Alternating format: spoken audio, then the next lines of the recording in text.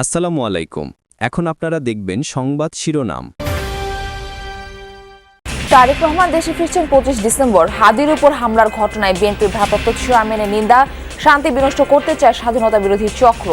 যারা এই দেশের স্বাধীনতাকে ধ্বংস করতে চায়, এই দেশের সার্বভৌমত্বকে ধ্বংস করে এই দেশের স্থিতিশীলতাকে ধ্বংস করতে চায়, তারা তাদের ষড়যন্ত্র যে শুরু করে দিয়েছে, আজকে ওসমান হাদির ঘটনা দিয়ে তা প্রমাণিত হয়।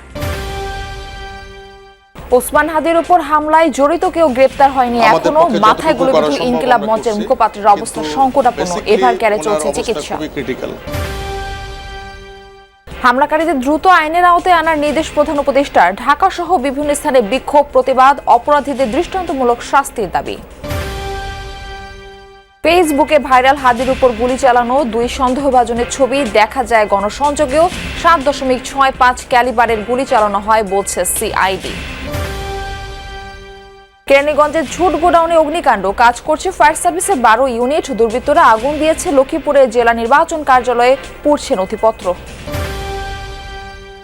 মামলা জটে আটকা 4 লাখ কোটি টাকার বেশি খেলাপি আদায়ে আদালতের স্টে অর্ডার বড় প্রতিবন্ধকতা। আইন সংস্কারের পরামর্শ বিশ্লেষকদের। অর্থনৈতিক বিচার ব্যবস্থাতে এটার মধ্যে সংস্কার আনা প্রয়োজন, যাতে এটা এই বছরের পর বছর ধরে এটা না চলতে পারে।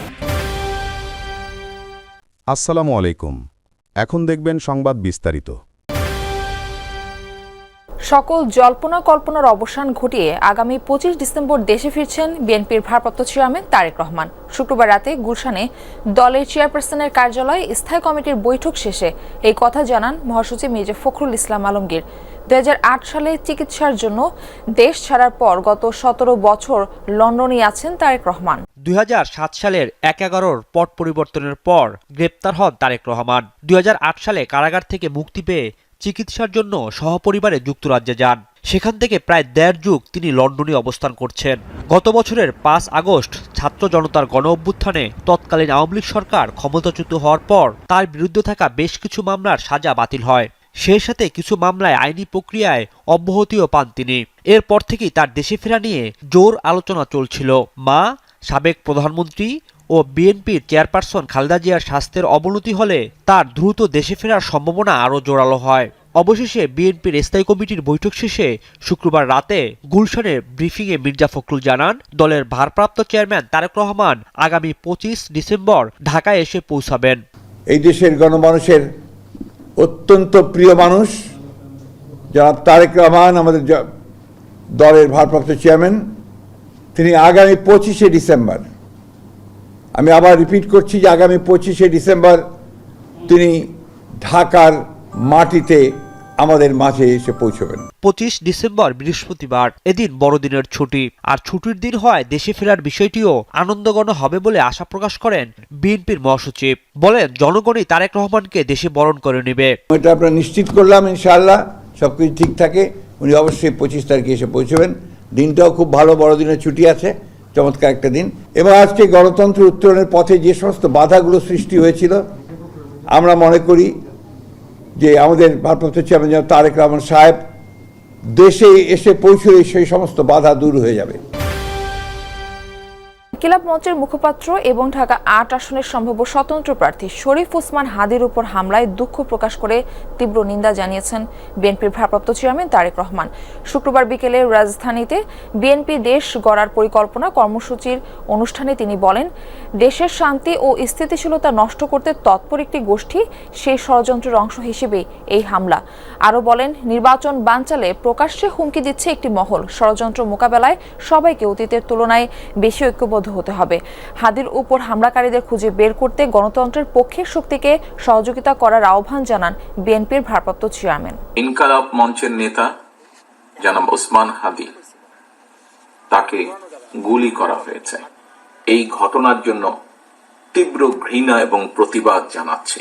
সহযোগিতা করার কোন স্কোপ, সুযোগ যদি থাকে, আমরা আমাদের সর্বোচ্চ সহযোগিতা করব, যাতে করে তারা প্রকৃত যে দোষী ব্যক্তি তাদেরকে খুঁজে বের করে দেশের আইন অনুযায়ী তাদেরকে শাস্তি প্রদান করতে পারে।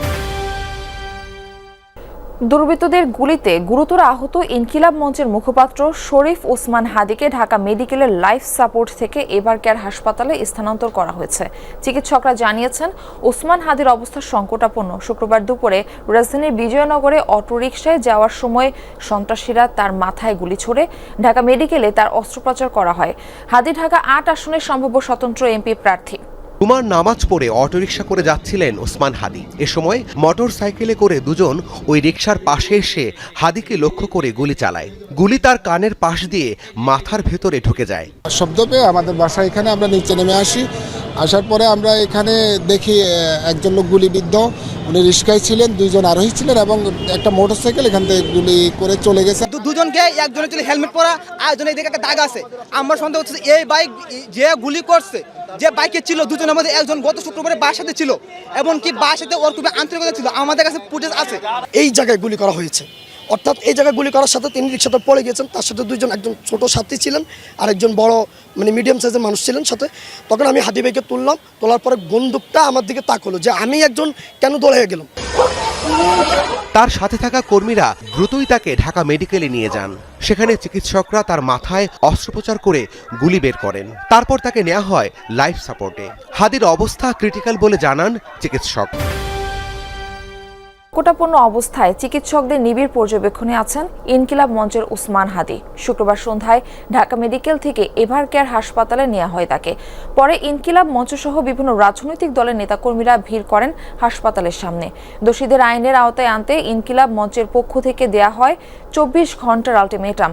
আজ দুপুর 12টায় শাহবাগে হবে গণপ্রতিরোধ সমাবেশ।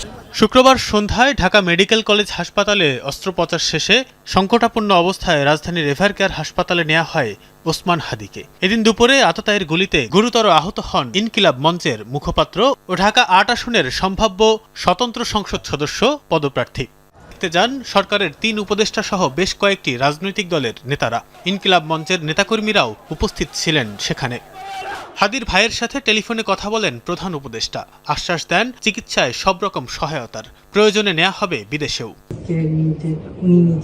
হাসপাতালে হাদির খোঁজ নেন বিএনপির ভারপ্রাপ্ত চেয়ারম্যান তারেক রহমানের স্ত্রী ডাক্তার জুবাইদা রহমান। রাতে এভার কেয়ার হাসপাতালে হাদিকে দেখতে যান বিএনপি মহাসচিব মির্জা ফখরুল ইসলাম আলমগীর।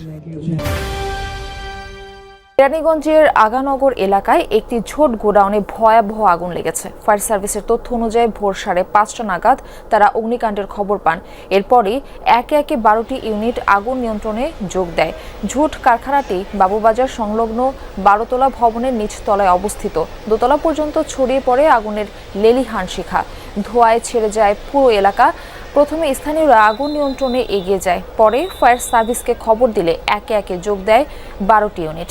এখনও পর্যন্ত আগুনের সূত্রপাত সম্পর্কে জানা যায়নি। বৈদ্যুতিক শর্ট সার্কিট থেকে এই অগ্নিকাণ্ড মনে করছেন স্থানীয়রা। ক্ষয়ক্ষতি নিরূপণ হয়নি এখনও। লক্ষ্মীপুরে জেলা নির্বাচন কার্যালয়ে আগুন দিয়েছে দুর্বৃত্তরা। এতে পুড়ে গেছে বেশ কিছু নথিপত্র। গতরাত 4টার দিকে শহরের মজুপুর এলাকায় এই ঘটনা ঘটে। জেলা নির্বাচন অফিসার জানান, ভবনের জানালার কাঁচ ভেঙে পেট্রোল ঢেলে কক্ষে আগুন দেওয়া হয়। বিষয়টি টের পেয়ে নাইট গার্ড ও এক কর্মচারী দ্রুত